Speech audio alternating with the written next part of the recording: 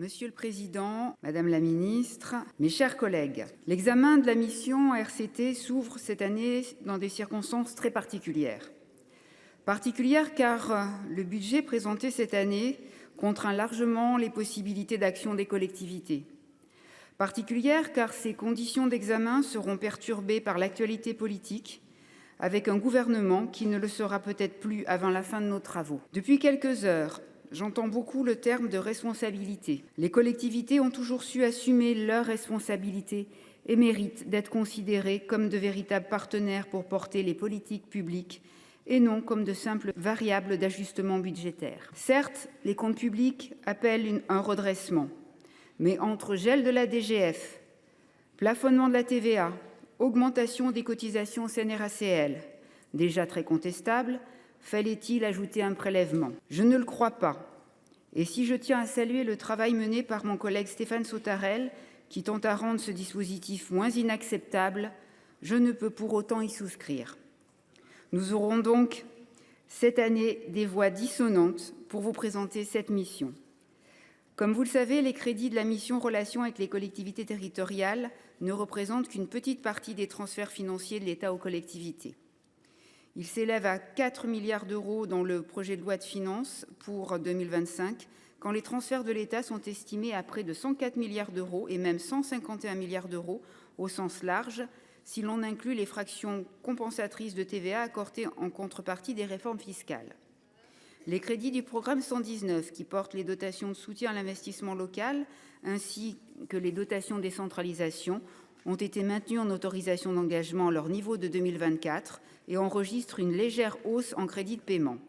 Ainsi, la dotation d'équipement des territoires ruraux, la dotation de soutien à l'investissement local, la dotation de soutien à l'investissement des départements et la dotation politique de la ville restent stables par rapport à la loi de finances initiale de 2024. Il en est de même pour les dotations de décentralisation des communes, des départements et des régions. Enfin, le projet de loi de finances ne revient pas sur les hausses récentes de la dotation forfaitaire de titres sécurisés et la dotation de soutien aux communes pour les aménités rurales, qui ont chacune vu leur crédit rehaussé à 100 millions d'euros. Pour mémoire, la DTS avait été augmentée par le projet de loi de fin de gestion pour 2023 pour traiter l'afflux des demandes de titres d'identité dans un délai raisonnable, montant repris en loi de finances initiale 2024.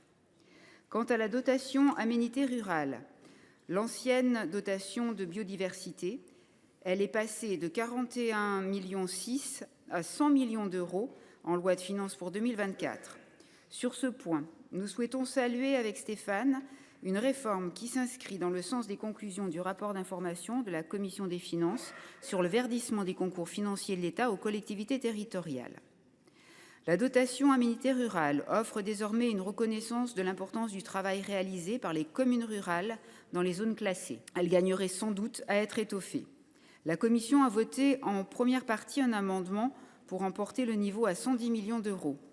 Beaucoup parmi nous partagent ce satisfecit, mais souhaitent élargir le nombre de communes bénéficiaires ou en modifier les critères de répartition. Assurément, cette nouvelle dotation pourra être évaluée pour identifier de nouveaux axes d'amélioration. Les dotations d'investissement allouées aux collectivités dans ce PLF 2025 sont donc stables par rapport à la loi de finances initiale pour 2024. Je ne saurais m'en contenter à titre personnel, d'abord parce que cette stabilité constitue malgré tout un effort des collectivités, en n'intégrant pas le coût de l'inflation, dont le taux est prévu à 1,8% en 2025 par ce PLF. Surtout parce que ces crédits s'inscrivent dans un projet de loi de finances qui, dans son ensemble, demande un effort sans précédent aux collectivités pour combler un déficit qu'elles n'ont pas créé. Le simple maintien des dotations d'investissement du programme 119 n'est pas à la hauteur des enjeux auxquels les collectivités sont confrontées.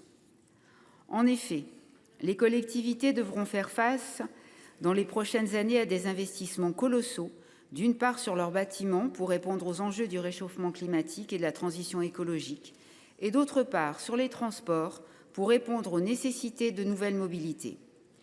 C'est l'occasion pour moi de saluer la nouvelle loi du 29 mars 2024 sur les investissements relatifs à la transition écologique des bâtiments scolaires, qui représente 50% du parc immobilier des collectivités. Cette loi, issue de la mission d'information du Sénat sur le bâti scolaire à l'épreuve de la transition écologique, permet désormais de diminuer de moitié le reste à charge de la collectivité maître d'ouvrage et ainsi de mieux mobiliser les fonds alloués par l'État. Je souhaiterais enfin aborder l'avancée du plan Marseille en grand, et notamment son volet école, pour lequel une dotation dédiée de 250 millions d'euros avait été ouverte en loi de finances initiale pour 2022 au programme 119.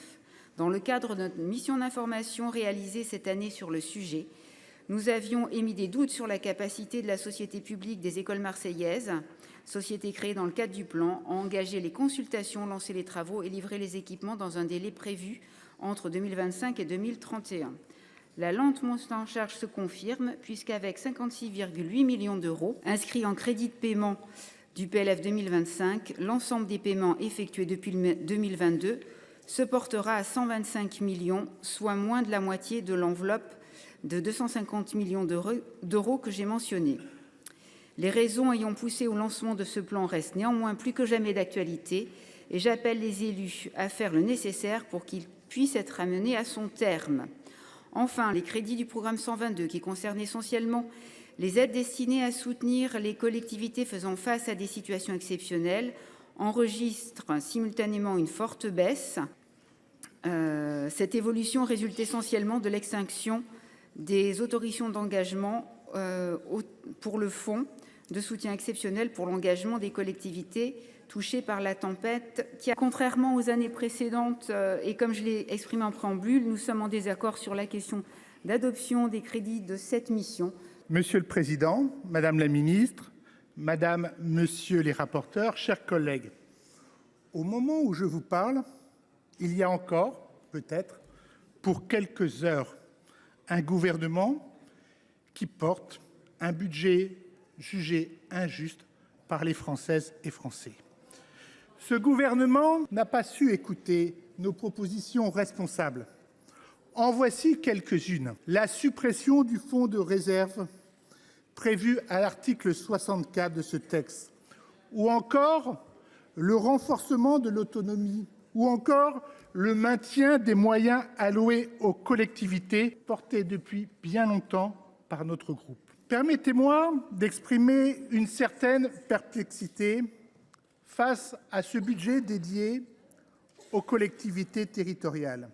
Nous pourrions penser qu'en temps d'incertitude économique, sociale et aujourd'hui politique, ce projet de loi de finances aurait pris la mesure de l'urgence de la responsabilité qui incombe à l'État. Malheureusement, cela n'est pas le cas. Cette mission budgétaire s'inscrit dans une autre logique, celle d'un affaiblissement continu de l'autonomie et des moyens des collectivités qui sont pourtant les premiers amortisseurs sociaux. C'est une logique centralisatrice où l'intelligence locale est souvent sacrifiée. Bien que certains ministres, dont vous, Madame la Ministre, aient manifesté leur désaccord sur les propos de Monsieur le maire, force est de constater que ce texte témoigne, hélas, d'un accord sur le fond. Cette année encore, il est demandé aux collectivités de faire plus avec toujours moins. Nous ne pouvons regretter cette contradiction flagrante entre les discours décentralisateurs et les actes centralisateurs de l'exécutif.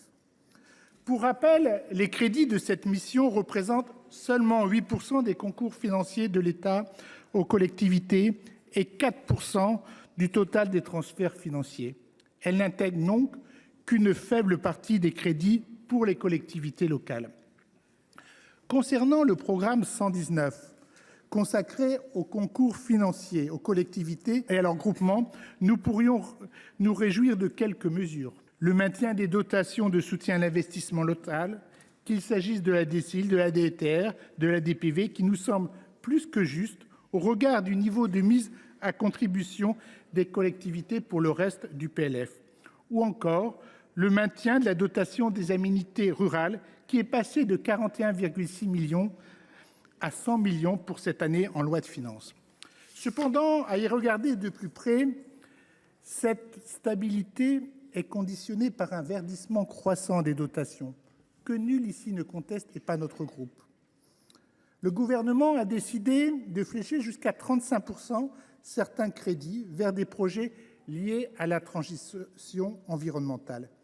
Cette démarche est plus que louable, mais elle n'en est pas moins unilatérale et risque d'évincer d'autres projets tout aussi importants dans un contexte où chaque euro compte. Faisons confiance à nos élus locaux, pragmatiques, responsables, pour définir leurs priorités. Leur imposer ce cadre rigide, c'est méconnaître leur capacité d'initiative et de discernement. On aurait pu s'abstenir de réduire de 60% le fonds vert, qui aurait semblé être plus pertinent. Pour ce qui est du programme 112, l'évolution est plus contrastée, avec une diminution de 29% en autorisations d'engagement et une hausse de 26% en crédits de paiement.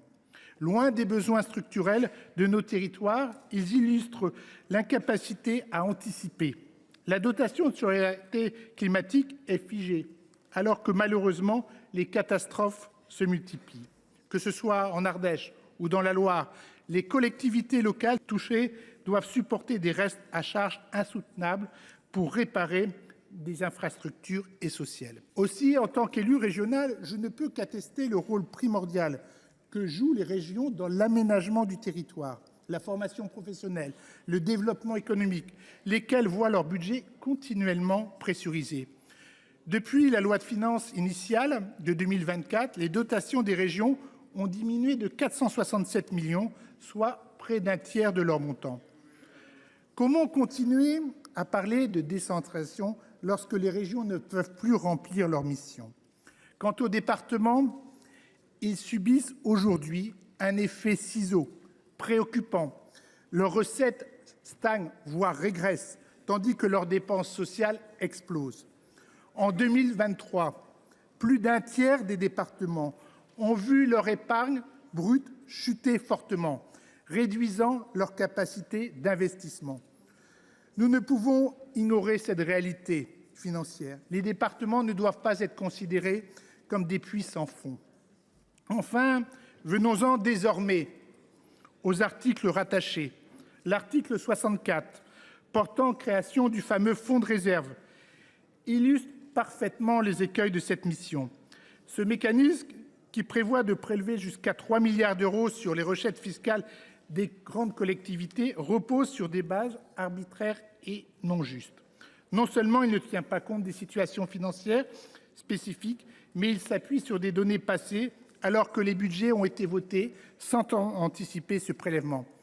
Aussi, le caractère temporaire de ce fonds n'est pas garanti. Cette opacité alimente l'inquiétude légitime des élus locaux qui craignent un prélèvement reconduit chaque année, malgré ce que nous a affirmé Mme la ministre. En dépit des tentatives de négociation sur ce dispositif, nous ne pouvons souscrire à ce rabais qui concourt à l'asphyxie des collectivités territoriales. Et que dire du gel des fractions de TVA ? Ce levier qui prive les collectivités de leurs principales recettes accentue leurs dépenses des dotations étatiques. Nous parlons d'un effort partagé. Mais où est l'équité quand les collectivités supportent 14% des économies alors qu'elles ne représentent que 8% de l'endettement public ?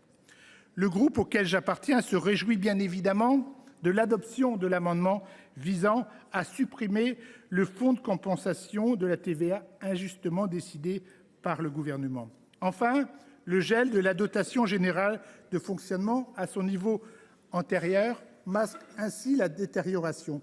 Chaque année, l'augmentation des charges grignote cette enveloppe des collectivités locales et réduit les services publics ou entraîne des augmentations de pression fiscale. Mes chers collègues, à l'heure où l'État demande aux collectivités de contribuer à hauteur de plus de 8 milliards d'euros au redressement, il nous faut rappeler une évidence. Les collectivités locales ne peuvent être des variables d'ajustement des budgets de notre État. Elles représentent plus de la moitié de l'investissement public dans tous les territoires, un moteur indispensable pour nos entreprises. Les collectivités ne sont pas responsables de la dette publique. Les collectivités territoriales ne refusent pas de participer à l'effort national, mais elles demandent une répartition équitable et des outils respectueux de leur réalité. Le groupe socialiste, en responsabilité, ne peut souscrire à une telle approche et aussi nous ne voterons pas ce texte.